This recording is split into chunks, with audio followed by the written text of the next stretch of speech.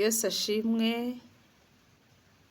Yesu ahabwa icubahiro, atwemereye ko twongera kandi kugira ico tuvuganye,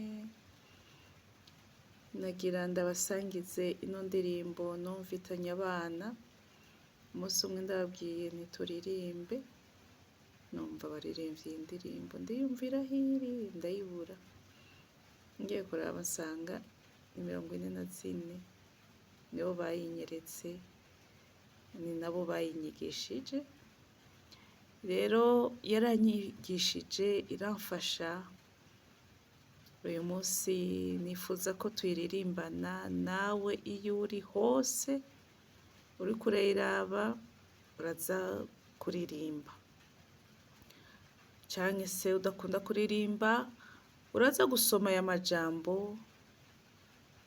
ndakwifurije gufashwa. Iravuga ati Yesu turakugomba, none utwegere nawe, dufashe tugendere mu nzira y'urukiza. Niyo ntumbero yacu twese, dushaka kubana na Yesu, tugume muri iyi nzira y'agakiza yadushizemwo. Ica kabiri kivuga ati ububi bwacu bwose, burya dufise ububi, abana b'abantu dufise ububi, ariko uyu muririmbyi aravuga ati ububi bwacu bwose n'ivyaha twita bito, burya umwana w'umuntu hari ivyaha kenshi akunda kwita bito, ariko nta caha gito ku Mana kibaho.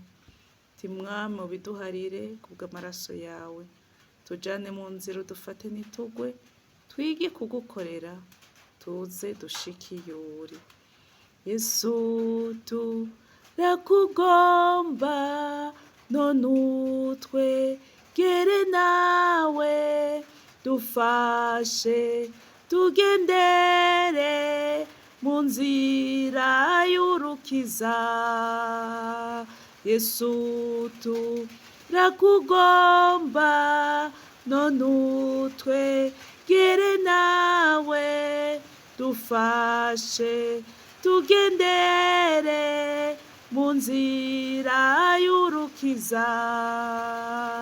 Ububi bwacu bwose n'ivyaha twita bito, Mwamubi duharire kubw'amaraso yawe, utujane mu nzira udufate ntitugwe, twige kugukorera, tuze dushike iyo uri. Utujane mu nzira udufate ntitugwe, twige kugukorera, tuze dushike iyo uri. Ububi bwacu bwose n'ivyaha twita bito, Mwamubi duharire kubw'amaraso yawe. Ububi bwacu bwose n'ivyaha twita bito, Mwamubi duharire kubw'amaraso yawe.